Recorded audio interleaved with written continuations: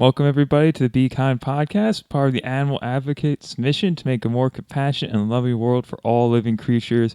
Whether you got scales, tails, hooves, feet, thumbs, no thumbs, wings, feathers, whatever. We love them all, and they should all deserve to feel loved. Today, I am Joe. Actually, I'm Joe every day. But I'm joined today by John, again, Hello. and Courtney. Hi, everyone. I think everyone knows John fairly well at this point. Him and I are both board members of the Animal Advocates. But Courtney, can you introduce yourself and tell us a little bit about yourself? Sure. I'm Courtney Kokis. I live in Lancaster. I organize the Lancaster VegFest and am on the board for Lancaster Farm Sanctuary. I do local marketing and event. I like to start out with the incredibly cliche question of what's your vegan journey? I guess you kind of have to ask the question on a vegan podcast, don't you? So I went vegan a little over 10 years ago when my husband and I were dating. We were both vegetarians at the time and were really just discussing the idea of veganism, and it was interesting. So we went vegan as more of a challenge to each other just to see if we can do it. And then as soon as we stopped consuming all animal products, that wall went down a bit. So we kind of started realizing how much sense it made. And then we got to a point where it just became a big part of us, and we went vegan as a challenge, but the reasons evolved over time. It was first a challenge, then it was more logic, and then it was part of our being. And we kind of, came to the realization that we believe that humans don't have the right to commodify animals. You're actually the second person we've talked to who became vegan after doing a challenge to Yeah. themselves. That's interesting. So these vegan challenges, there's something to them. Yeah. There really is. I think it's more of that, like, once you stop doing it, the information that's out there kind of absorbs a little bit better. You're less defensive against it. So, I didn't realize that I would actively had a wall against the information, but I must have, because it definitely changed a lot once I stopped eating animals or animal products. And you mentioned you organized the Lancaster VegFest. I have unfortunately never had the pleasure of attending. Can you tell us a little bit about the event? Lancaster VegFest is an annual vegan event in Lancaster.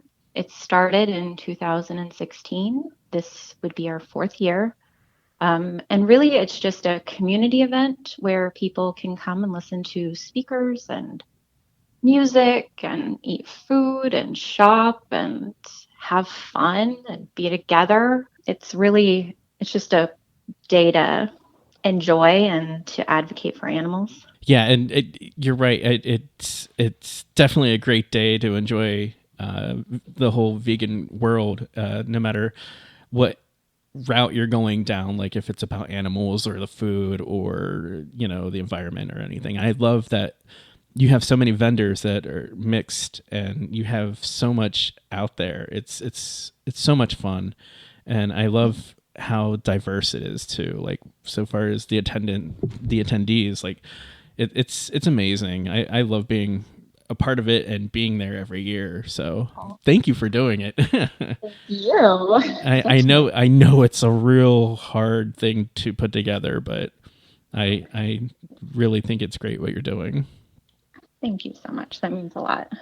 How'd you get started organizing it? Well, about 4 or 5 years ago, I hit that evolution in my vegan journey of really feeling like it was the right thing. It was really becoming a part of my belief system. And I was trying to figure out a way to get into the animal activism side of things.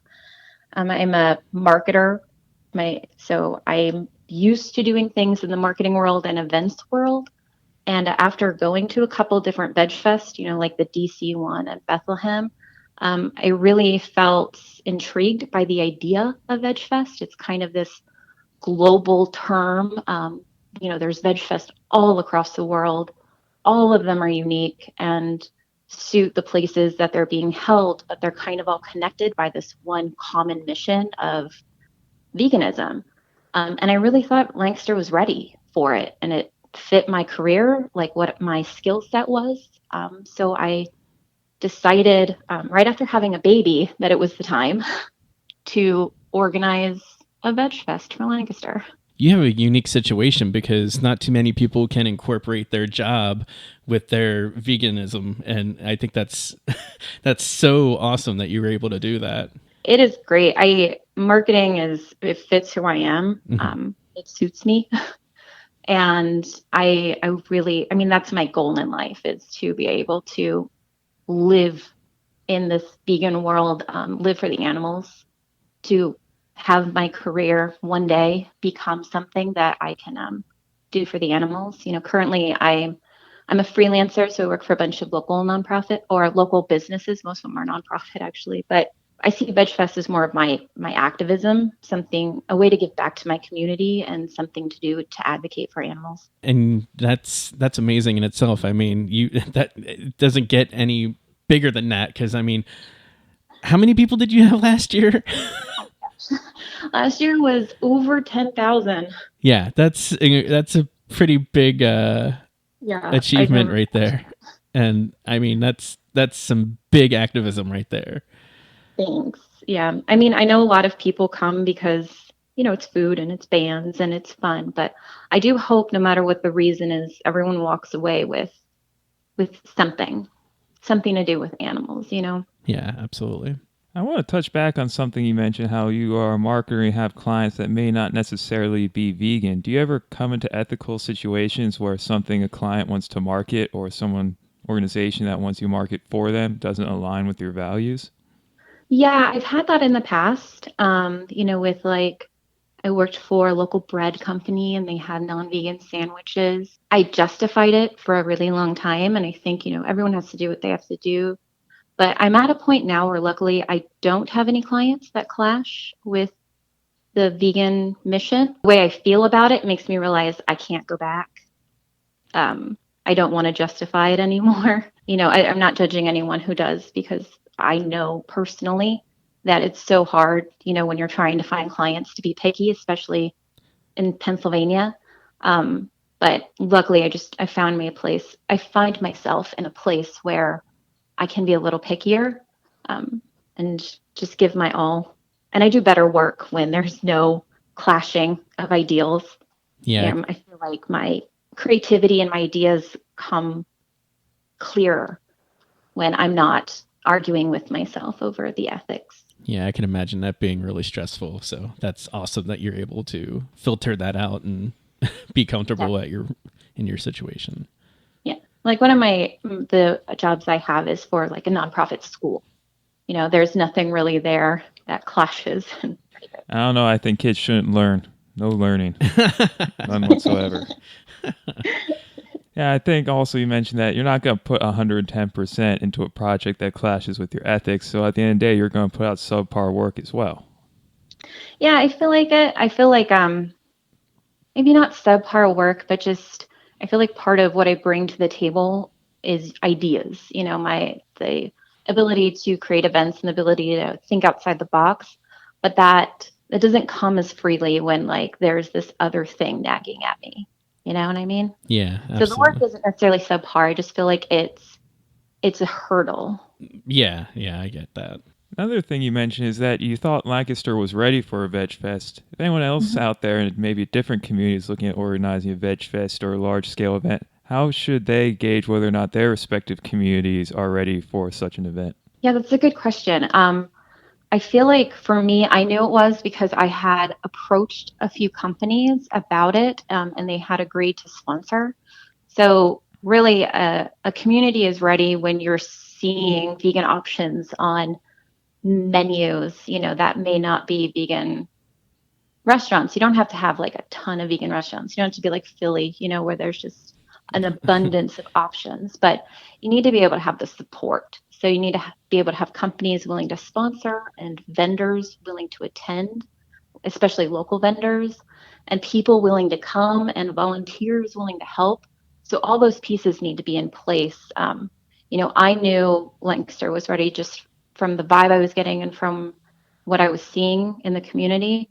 But if people are looking to do a large vegan event and they're not sure, I would recommend they start with smaller events and just gauge that, response, gauge how many attendees they get, like look and talk to different companies to see if they're willing to sponsor. We are recording this in the midst of the coronavirus epidemic where every public event for the next forever, it seems like, has come under intense scrutiny.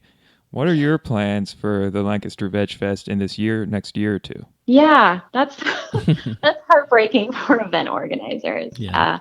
Lancaster VegFest original date is 2 weeks from now, and I'm not sure what I'm going to do that day. I might cry a lot. I don't know. I currently have it scheduled for October 10th. It's really a mixed bag. I'm not sure what the world's going to look like.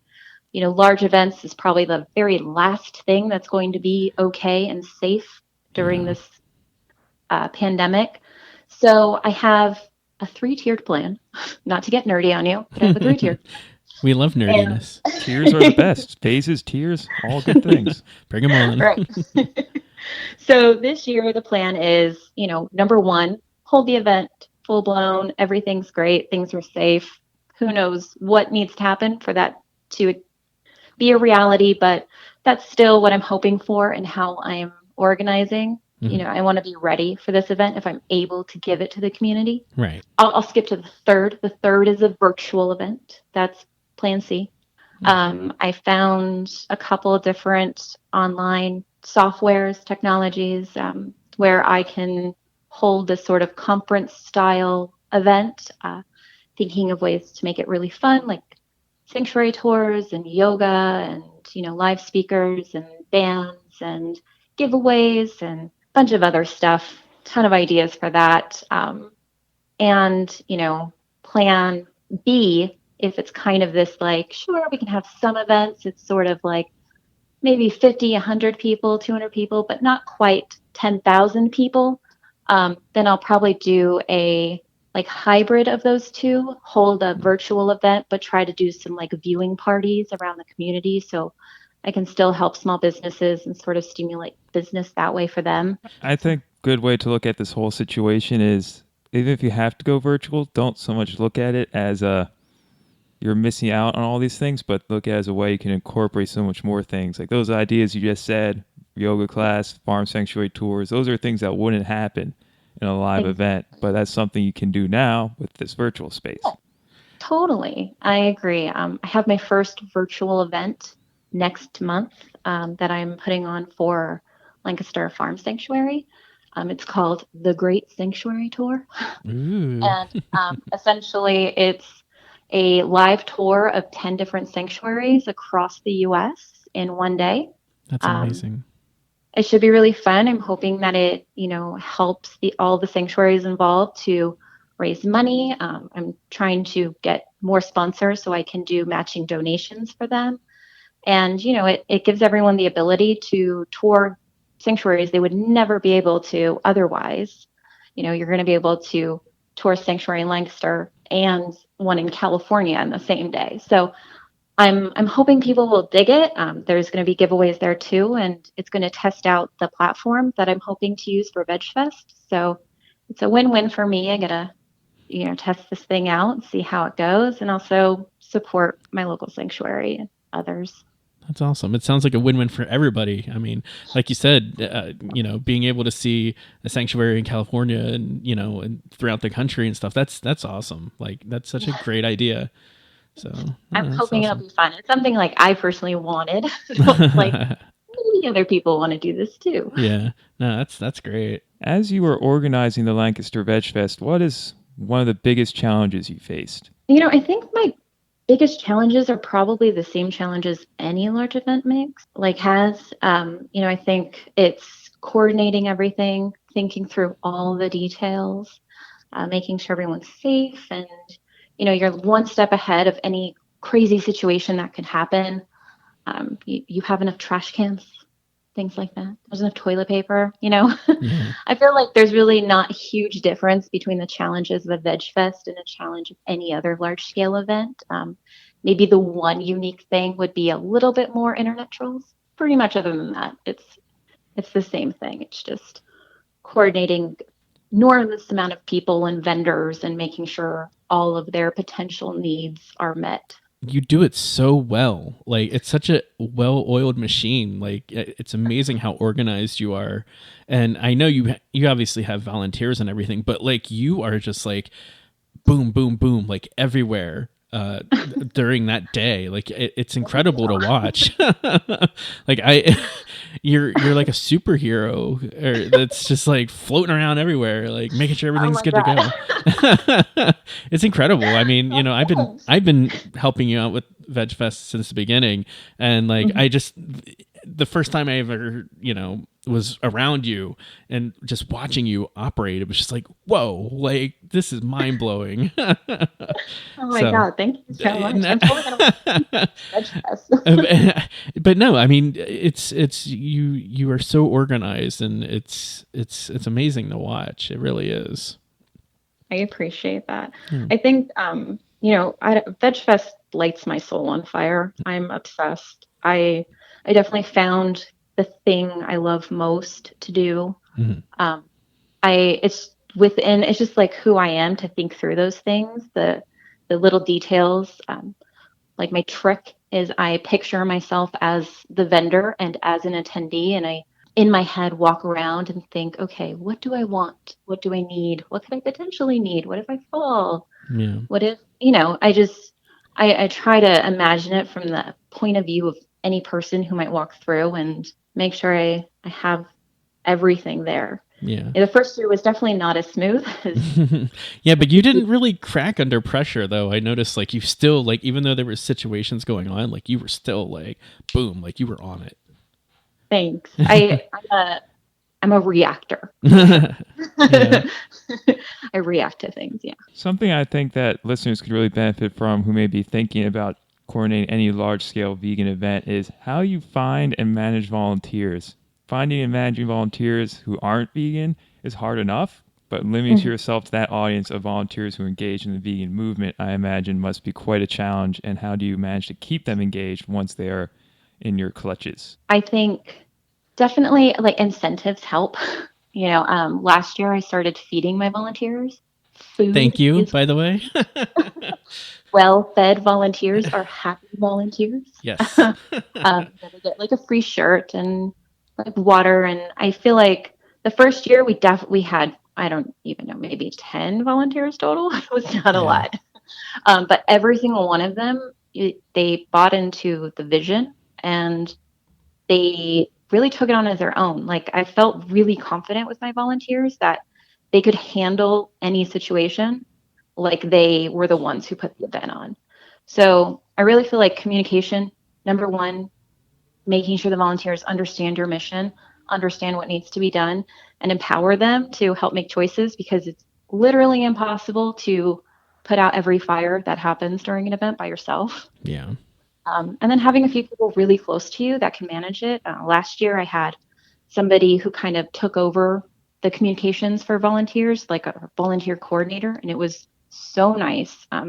Really, she just, like, there's people who show up who I've never met before, who have never helped before, and they need to know what to do and to feel okay and not be scared of, like, all these people asking them questions. So I wasn't able to, like, really help with that too much. So I deemed one person the, like, head volunteer or volunteer coordinator, and she really, really helped out. It was a lifesaver. And John, clearly, he like takes care of all the music stuff, which is so above my head.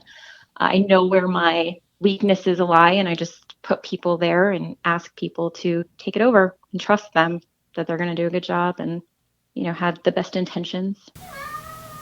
I don't know if you heard the cat meowing, but there was a cat meowing. Yeah. He knew he was just going to wait till we were quiet and meow, so he got picked up. What was one of the biggest surprises that came from organizing Lancaster VegFest? I think it has to be the support and the growth. That first year, as John can contest, we were all very blown away by how many people came. Oh, we were not, it was more people than that little park could really handle. Yeah, it was a little overwhelming, but it was awesome. Yeah. It was worth it. It was very overwhelming, and I cried like 12 times. just from sheer like surge of emotion. Yeah. But yeah, like how many people were just into it and showed up? And, the next year, I feel like every year I'm just completely blown away and surprised by how many people come and how far they come. We had people from Boston coming. Like, what? Yeah, there was some people from Virginia too. Like, it was wild. It's wild. It's like, are you lying to me? Did you really do that?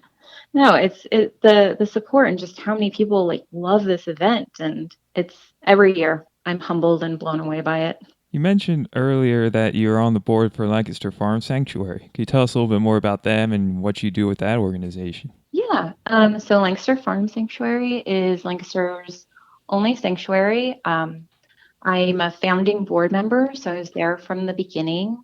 They have about 65 animals right now, and tomorrow actually marks the first day we're starting to move into a new location. That's about a little more than 3 times the size of the space we hold now. Again, there use my career. I do marketing and fundraising and event organization for them, like this great sanctuary tour happening next month. I built their website and just help to make sure that we're communicating our mission and that we're doing what it takes to be able to fund the needs of all these animals.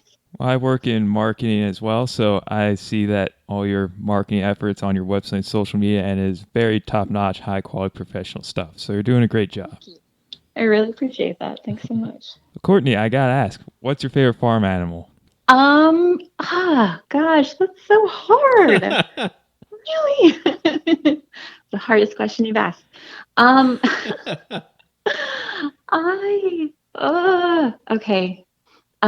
Goats.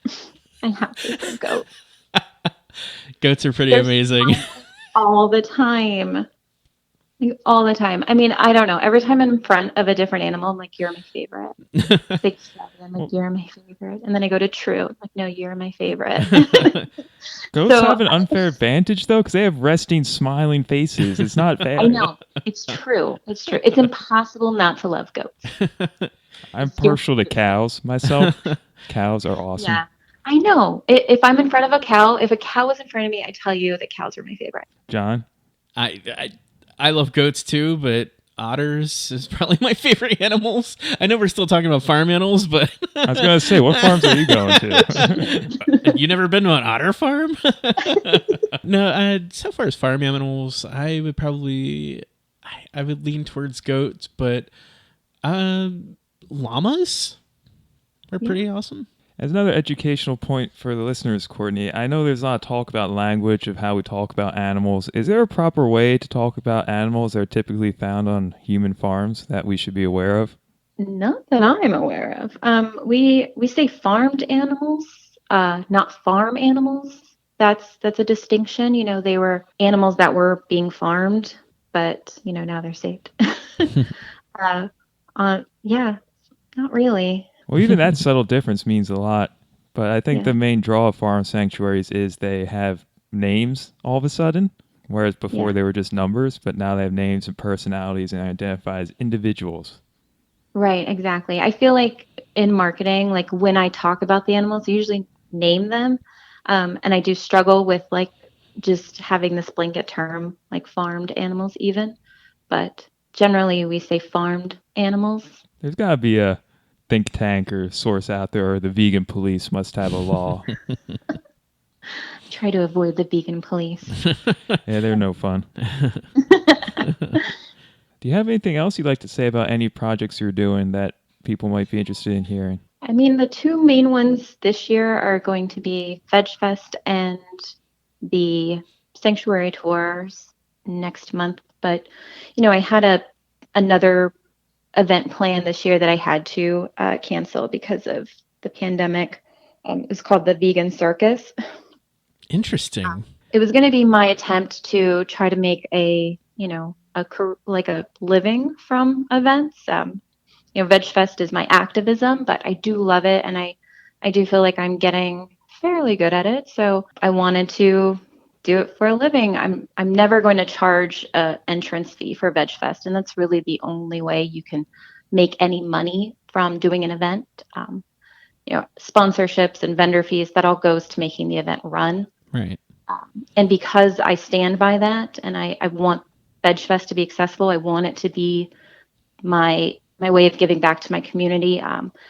A second event would need to happen. So I came up with this idea of the vegan circus, and the tagline is, it's like a circus, but not terrible.